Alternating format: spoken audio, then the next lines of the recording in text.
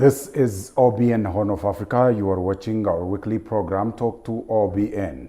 And in this edition, we'll be discussing about the Ethiopian grand narrative and Ethiopian national dialogue. I'm joined by Professor Ahmed Zakaria, expert in African studies and history. Thank you for your time. Thank you very much. Before directly going to our agenda, would you please tell us a bit about your life, experience, your career development and philosophies? Basically, I was born in Harar, grew up here in Addis, and I call myself a child of three cities. I grew up here in Addis, born in Harar, spent most of my vacations in Dredwa and Harar, and so these are the three cities I enshrine and cherish. And so that gave me a boost to understand different cultures and way of life.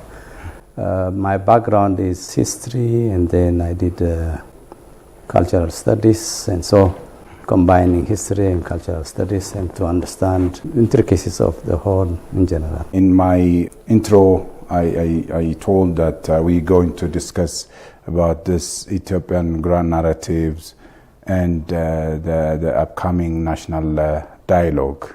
How do you see this initiative? Well, it was belated, but now it has to be addressed properly. We have to look for our way forward, how to understand the complexities of Ethiopian.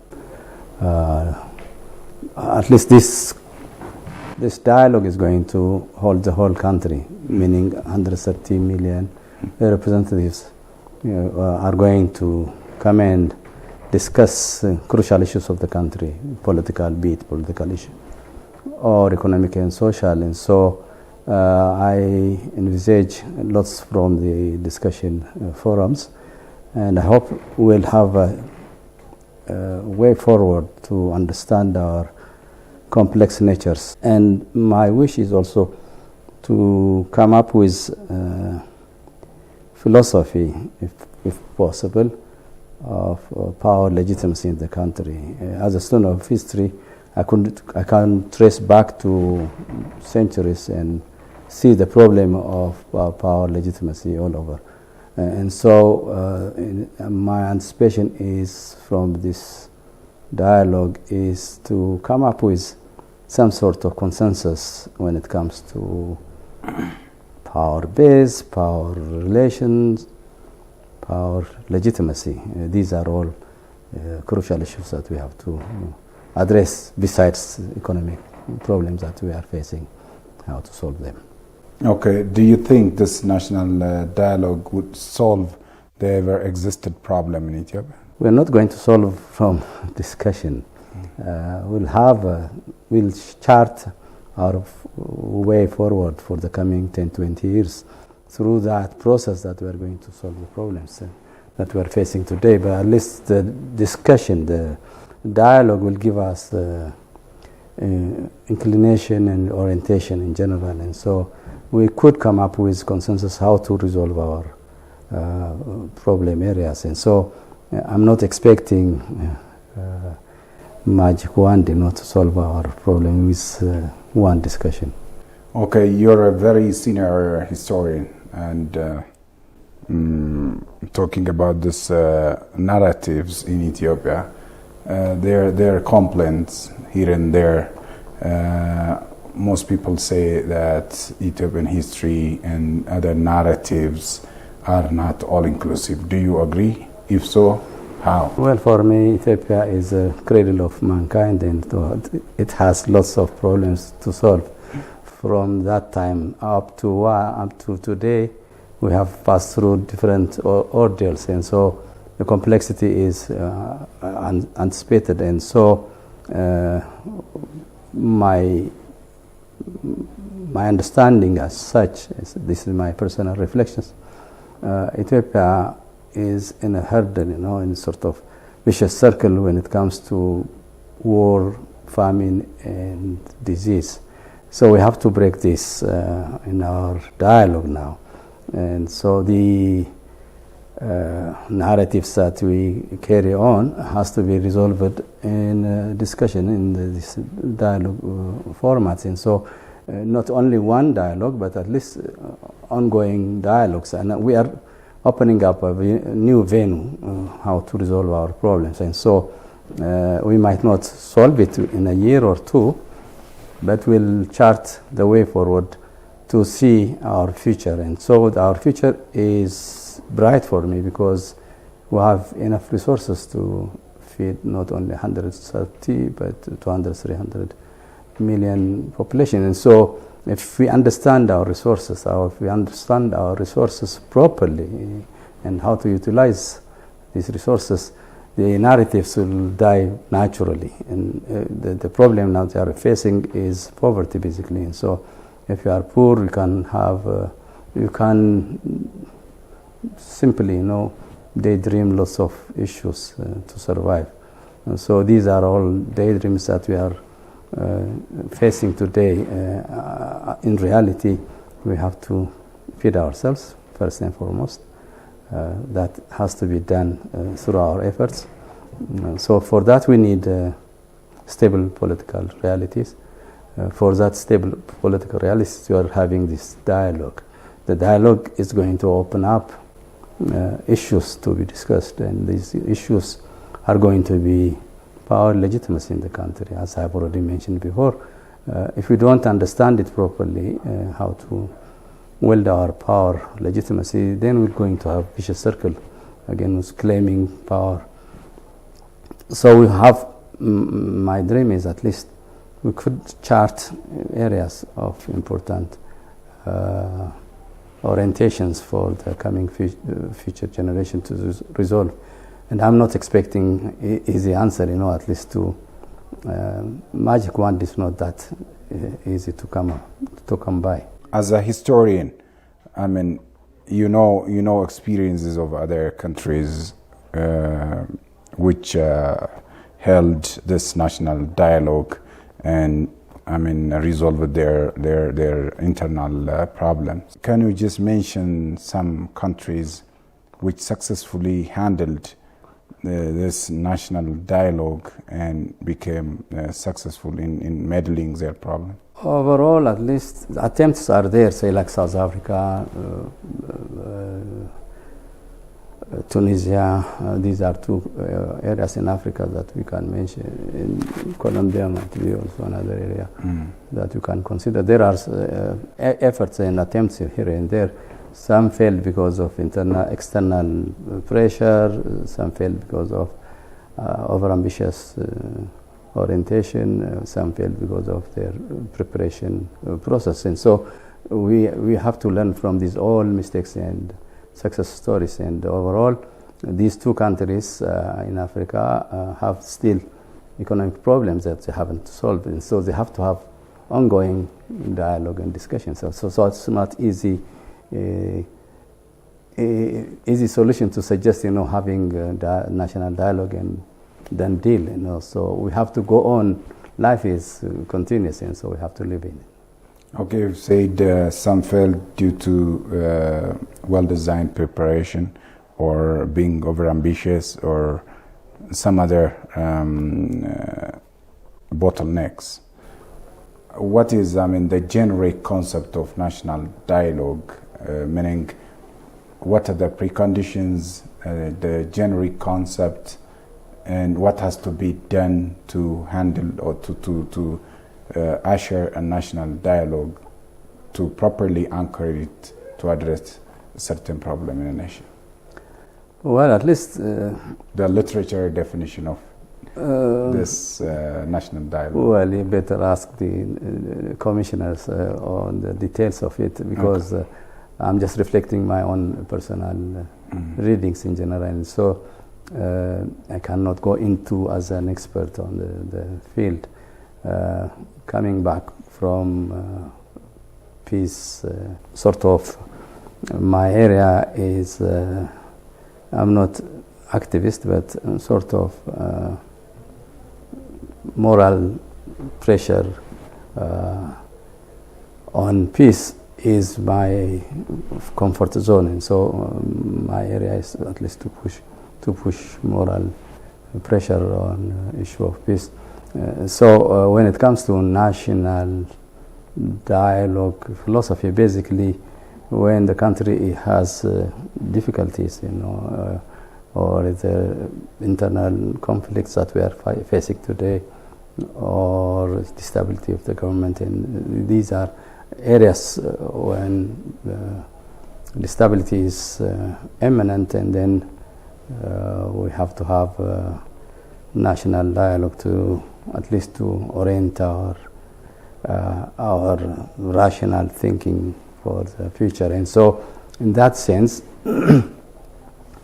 Ethiopia has chosen the right path in coming to understand and to implement national dialogue. The last 40 years, after Second World War, different countries attempted it in different ways, and so it's not new, and we have lots of lessons to be drawn from other countries. And so our National Dialogue Commission is doing 24 hours a day to come up with at least workable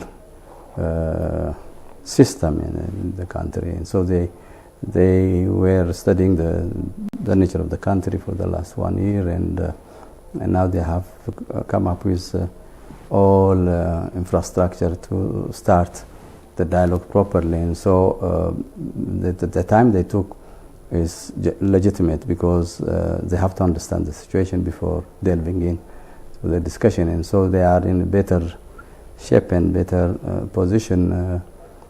And my hope is they have by now gathered all information of national dialogues all over the country, all over the world, and come up with a better way of implementing these experiences. Well, let's talk about this grand narrative. It's been said Ethiopia needs to have a grand narrative that stands for all nations and nationalities in the country.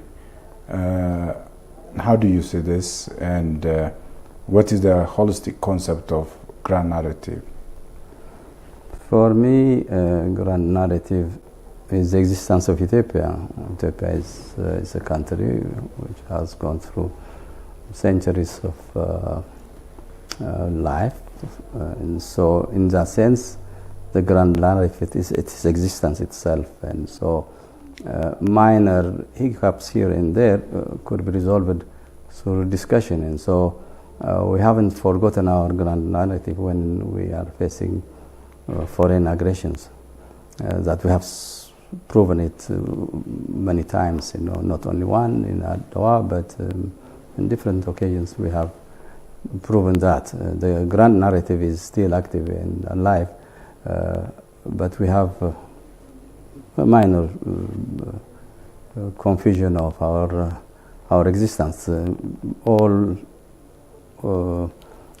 I'm not denying that injustice and the economic equity and the like are not our problem, but at least when it comes to grand narrative of existence of Ethiopia, I don't doubt, I don't see it as an issue of discussing it as grand narrative, but at least to solve our internal problems, yes, we need discussion, dialogue and the like. But doubting our grand narrative is beyond my understanding, because the country exists and we exist, and that's the starting point. Different professional schools might discuss about grand narratives, but at least we have to redefine our grand narratives and existence up to now. At least we can see from different layers of bondage of the country. The last, I'm not only limiting it to 3,000 years, but at least beyond that, Ethiopians were moving from place to place for different reasons, for wars, for famine, for education, for business, and they were mixing all along. And so the bondage of the country is extremely flexible and strong, and so that's why we are existing today. Otherwise, with the pressure from different corners, we couldn't have been alive. And so the grand narrative is alive for me. At least doubting it is respected, but one has to define from different angles. In my understanding of grand narrative is the existence of Ethiopia and the Ethiopian peoples. Mainly the problem with political history that we have passed through the last 50, 60 years is looking for legitimacy. We went through class understanding and we failed because of Marxism is not African, and so from outside, and the stage of development was not the same, and so we are not able to thoroughly understand and apply Marxism in our context, and so when we failed in identifying class. So we're looking for another issue. Then ethnicity or nationality issue came in, which is not easy solution to our problem, and so we have to look better definition of our existence. And so these are issues that we are going to discuss in the dialogue commission,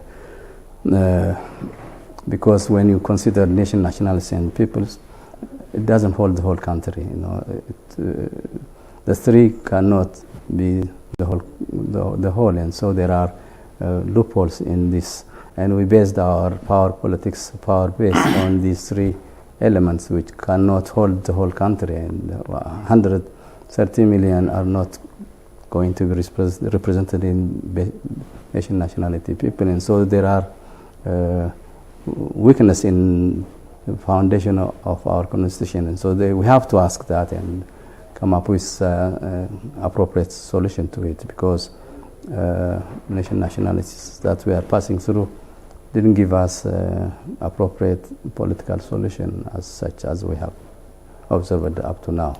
Well, Ethiopia is being known for being a cradle of mankind, as you've said, has 13 months of sunshine and a home of many renowned athletes. Again, one of the birthplace of ancient civilization, and never colonized by foreign aggressors. And lately, I mean, the Grand Adwa Victory Museum has been inaugurated, and among the scholars, you were there to appreciate that Grand Victory Museum. To what extent would this victory amplify the holistic narrative that stands for all nation? I need to pick only the Adwa victory, though I mentioned other things. Yeah, basically Adwa is an example to show that we have grand narrative and we can come together when the real need comes to face us. And so we were at Adwa as one body, and so we show to the world that we are not going to be defeated easily. I doubt whether any enemy could defeat Ethiopia, because we are willing to die for our freedom, and so this is enshrined in our psyche, and so it's not easy to take it off from us. So that shows you the grand narrative that I was mentioning. We had lots of difficulties among ourselves before Adwa, but we came as one body and we confronted the white supremacy, and so in a sense we were able to be icon of freedom for not only for African continent but for all subjugated people of the world, and so that gives us a boost to justify our grand narrative. And so having the museum as such is a plus for us, because we can discuss our differences soberly and come up with a consensus. We have different viewpoints and understanding. That's natural, and so we have to appreciate differences. And so within our differences, we can still have our grand narratives. So we are not going to look for one other views. And so it's a platform for us to appreciate our past history and forecast for the future. And so I see it as a great hope, not only for Ethiopians, but for Africa and for black in general all over the world, and for subjugated people all over the world. And so, because that the Adwa is beyond Ethiopia, beyond the continent, and so it's international. And so, in that nature, we have to appreciate Adwa, and legitimately, the museum is going to serve the right purpose. It's just not only celebrated once a year in one a day with a 2-3 TV or radio programs. So we're going to have now permanent place to visit, revisit, and rethink and come up with solutions, not only for yesterday's historical grand narrative debates, but also to forecast the future and for generations to forecast the future, meaning what should this new generation learn from the victory of Adwa? Perseverance, coming together. They had lots of problems, facing the aggressors, logistic problem, mobilizing more than 100,000. It's not that easy at that time, and it's a long period. I consider it, 6 years of the diplomatic dialogue after Wuchale agreement until the Battle of Adwa. It took 6 years, discussing about it, and 6 months to prepare for the war, and 6 hours to finish the battle. And so it's encircling in six. And so the first 6 years, the Italians were attempting to divide and rule the country, having different agendas to different parts of the country, and appealing to local rulers, how to be friends with them. That failed. It took them 6 years to do that, but at least finally that failed. The preparation, after the proclamation of Menelik in September, in Maskaram, took about 6 months, to reach to Adwa, and the battlefield per se is just only 6 hours. So that shows you the perseverance, stamina, walking from Harar to Adwa was not that easy. They don't have any plane or transportation system, was their horse only and barefoot. And so the sacrifice that they paid is not that easy, and without forgetting the appreciation of the local differences that they had. They came together with a call. They came together and confronted the Italian aggressor, of course, and that is a big lesson that the youth have to learn, how to utilize it to defeat poverty as such. Now we are having better tools. The cyber world is coming to the youth. I hope they can discover the cyber world easily and excel in it, and so that latecomers' advantage is there for them. At least the museum, I think, is hosting all as older as us, as my generation, as young as 10, 12. And so we can meet there and share experiences. And for the youth, at least I hope they can spend most of their time in the library. There is a big library and cyber centers that are going to be implemented. And so they can come up with our major problems, be it economic, social, political, and otherwise. Okay, Ethiopian government is holding this public panel discussions in various cities and towns.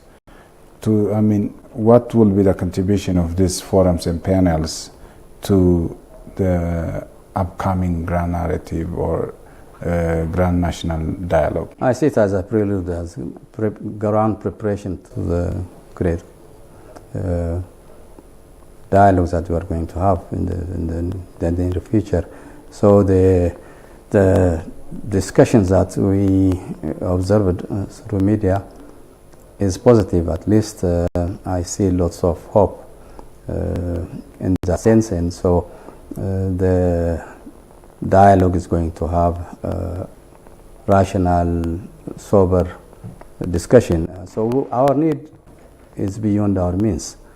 We have to understand that, and so in our discussion we cannot satisfy all our needs, and so we have to be rational when it comes to discussion, and so we cannot erase our poverty overnight, and these are all issues that we have to understand before starting a dialogue, because if everyone is expecting easy solution overnight, then our problem is going to be complex. But at least we have to be rational and to the point that we have to realize the potentials that we are going to unleash in the future. Okay, Professor Ahmed Zakaria, historian and expert in African studies, thank you for your expertise and thank you for your time. Thank you very much. Appreciate it. Dear viewers, this brings you the end of our edition for today. See you next time with another weekly Talk to OBN program. Bye-bye. Take care.